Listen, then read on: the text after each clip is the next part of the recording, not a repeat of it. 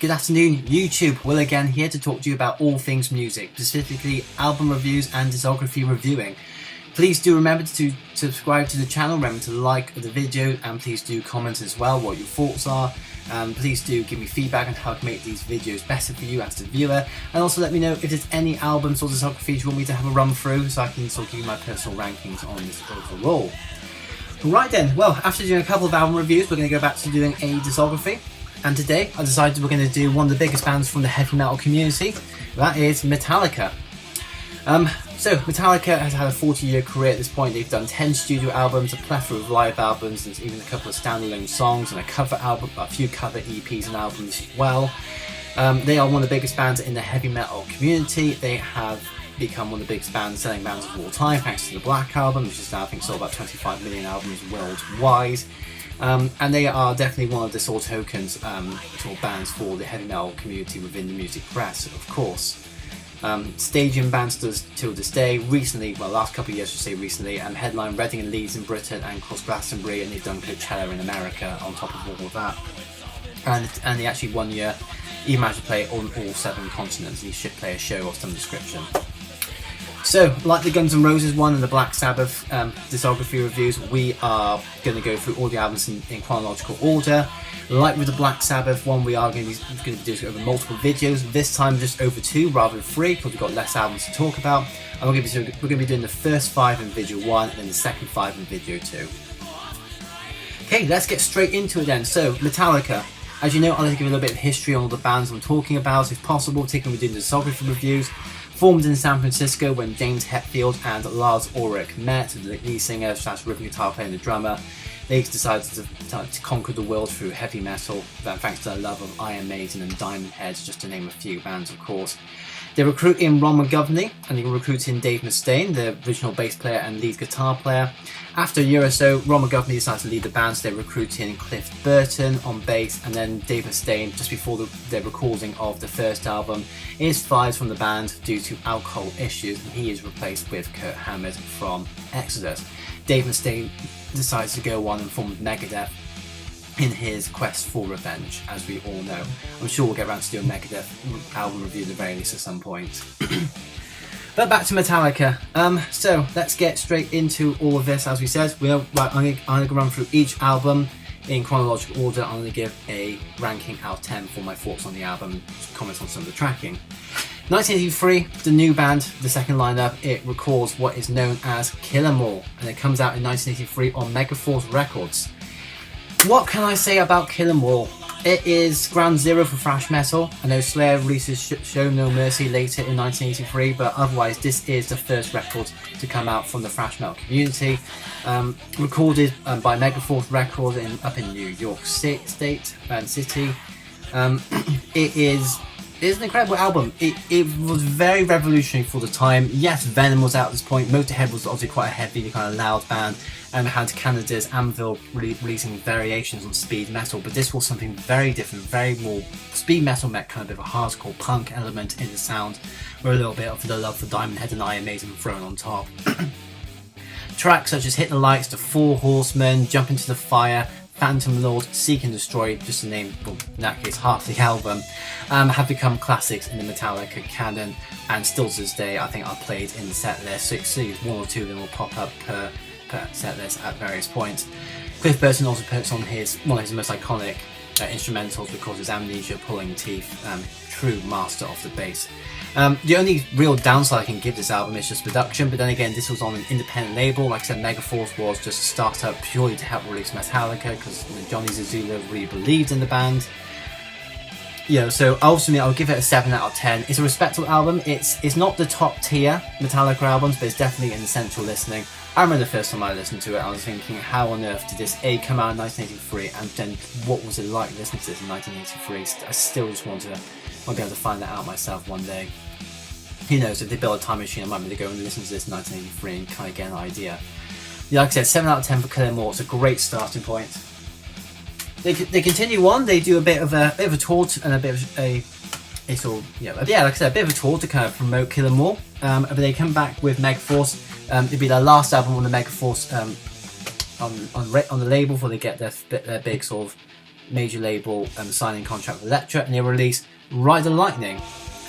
And Ride the Lightning is quite interesting because from a production standpoint, it actually sounds very different to Kill 'Em All. It's got a very kind of almost like reverby, kind of delay, kind of almost like a wet production sound. It's amazing, of course, but it's very, very different seeing how raw and almost demo-y Kill 'Em All sounds in some places. Ride the Lightning sounds a bit more polished, but very kind of very dark kind of sounding album. I believe this was recorded up in Denmark, where Lars Ulrich is originally from. This is actually my favourite Metallica album, I have to say. Songs like Fight Fire Fire, Ride the Lightning, For Whom the Bell Tolls, Fade to Black, Creeping Death, Call of the Two, the iconic instrumental at the end. I think this is when Metallica really found their stride with their writing style. They kind of knew that they wanted to do something a little bit soft with Fade to Black. They still wanted to be very heavy and very aggressive, which we saw in Ride the Lightning and for Fight Fire Fire. But still be very intelligent, which you kind of get with obviously Call of Cthulhu, but also with that the way the guitar harmonies of Ride the Lightning, and also even bits in Creeping Death, and even Trapped Under Ice, you hear it. Being my favourite Metallica album, I have to give this a 9.5 out of 10. The only song I really struggle with is the song Escape. It's a kind of a weaker one. It's one that you kind of listen to because you listen to Ride the Lightning start to finish, but it's a near perfect album, so you can't really argue with it. 9.5 out of 10 for Ride the Lightning, absolutely essential. After Ride the Lightning, they obviously, like I said, they get signed to Elektra Records. They do a nice sort of promotional tour, and then afterwards, they go back into the studio to record what people often consider is actually their best album. It's definitely one of the two that always kind of makes that top tier in terms of the most recognisable, and that is 1986's Master of Puppets. Master of Puppets, you can understand when you listen to this album, you can understand why this is considered one of the best. It's got a lot of some of the most intelligent sort of writing style on here from the era, but also some of the most recognisable songs. If you're a true metalhead and also a true guitar player, you start with that really sweet classical instrumental before you then get jumped into the main track, or track 1, which is Battery, a absolute freight train of metallic thrash right through. But then you get Master of Puppets, the kind of four, you kind of think you're going back into a bit of a Battery in terms of its that consistent thrash moment, but then it kind of goes down to this very soft interludes as well in the middle. Other tracks on here, you've got perhaps my favourite Metallica song though, Welcome Home Planetarium, you've got Disposable Heroes, and of course you've got another Cliff Burton instrumental in Orion. I say that because he actually wrote it, the rest of the band's on it, but yeah, another big instrumental moment from himself on here. This is a 9 out of 10 album. It is, again, a near perfect record. It is one of the essential albums of heavy metal, in my opinion. It's got some amazing songs on here, even songs like Damaged Incorporated, Leper, Messiah, The Things That Should Not Be are amazing tracks through and through. Like I said, this is where Metallica really do get the most intelligent songwriting, in my opinion, without going a little bit too proggy. So yeah, like I said, 9 out of 10 for Master of Puppets. There's not a lot I can say on it because there's so much has been said, but it is a true masterpiece of a record.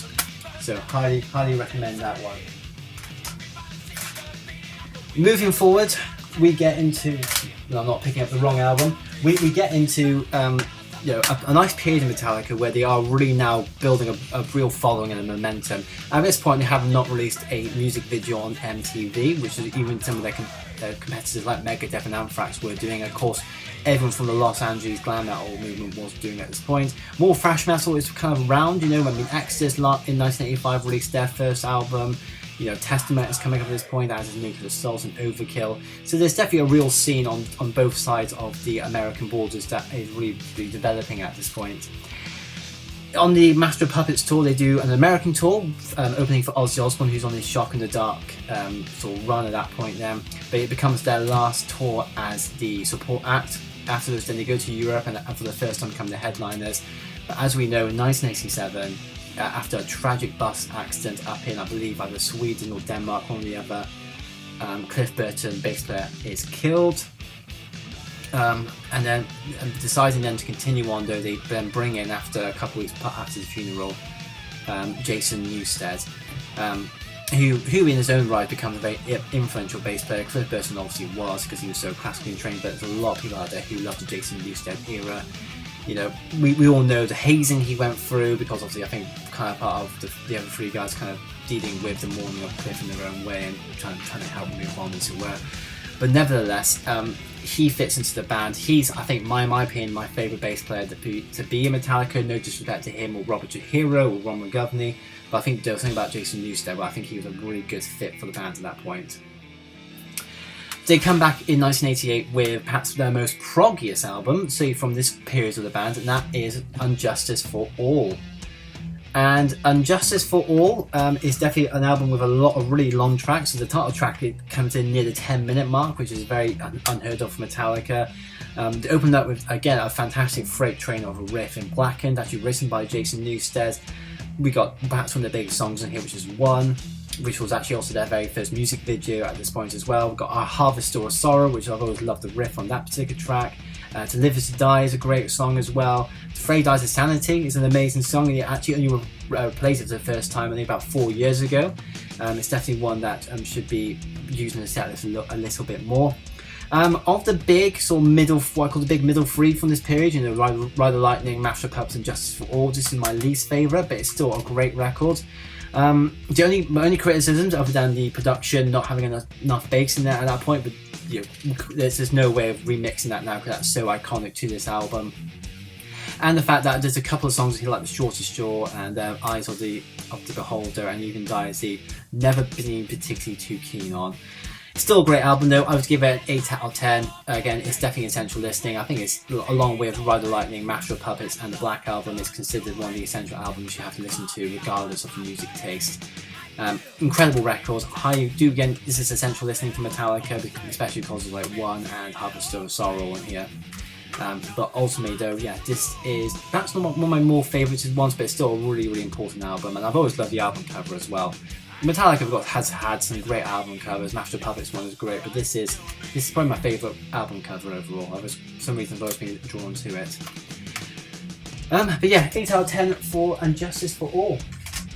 Band go back out on tour. This is their first full-time arena level tour at this point, and they're really beginning to build the momentum. Thrash metal at this point is pretty much as big. The kind of glam metal movement's on the way down. Guns N' Roses come up, and there's a few little bubblings up in Seattle, which will come to affect the 90s. But thrash metal at this point in the late 80s is key, and it's gold, and it's mega.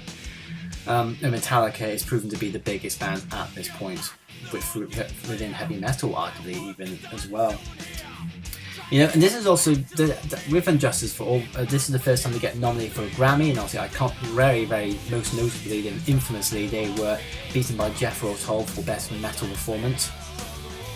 Who knows on that one? I wasn't around to really kind of give my comments on it, but despite that, they soldier on. And they come to do what's their fifth album, which is kind of a real turning point in the Metallica career. They do the Black Album. And the Black Album has still a lot of the thrash metal roots that we are known for when it comes to Metallica, but it's also seeing a very much more commercial element coming in. We see Enter Sandman becomes one of the most biggest riffs of all time. You got their first, I think, real true ballads on here, which is Nothing Else Matters. Songs like The Unforgiven, even though they're great riffs and great songs, they are losing that real freight train kind of fast, kind of anarchic side of Metallica. The thrash metal element is a real departure from their thrash metal roots at this point. Now, of course, this is 1991. They decided they didn't want to continue doing thrash metal. They thought that would be the true sellout, even though people say this is where they sold out. This is where they jumped the shark, apparently, but nevertheless, though, this became one of the biggest albums of all time. It's still one of the highest selling albums ever. I think, like I said, 25 to 30 million albums worldwide, I believe. And the problem is that you can't really knock it too much because there's so many great songs in here. Apart from the ones mentioned, you've also got Sabbath True, you have Through the Never, you've got The God That Failed, Struggle Within, My Friend of Misery, which has got an amazing Jason Newsted bass riff on that. You've got Of Wolf and Men as well. Again, this is actually an essential heavy metal listening album because it's so accessible yet seems still very authentic, and that's what I think the reason why it became so big at the time, because it had managed to be very much a heavy metal album but still kind of cross over into the mainstream without seeming like they were overtly selling out. My personal ranking on this, I would actually give it an 8.5 out of 10, just because I think without sounding a bit too disheartened. I would have liked a little bit more of the thrasher element of Metallica on here, you know, and you know, there's a couple of songs here like Don't Tread on Me I wasn't too particularly keen on, for example. That wasn't a big one. Holier Than Thou was kind of a throwaway, even though it is actually one of the more thrashier songs.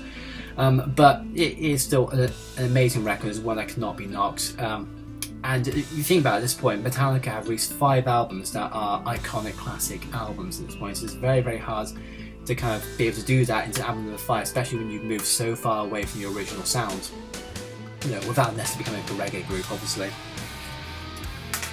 And then that's where we lead off, really. Metallica will now spend 4 years on and off touring. They do a tour of Guns N' Roses, where also James Hetfield had his flaming accident when he walked over a pyrotechnic coming up from the floor. This is when they become a stadium band at this point as well. They also play at the Freddie Mercury tribute concert. So at this point, Metallica are one of the biggest bands on the planet.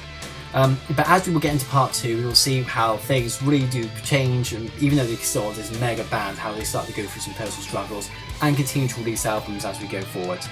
Until next time, thank you for watching, and I hope to see you soon.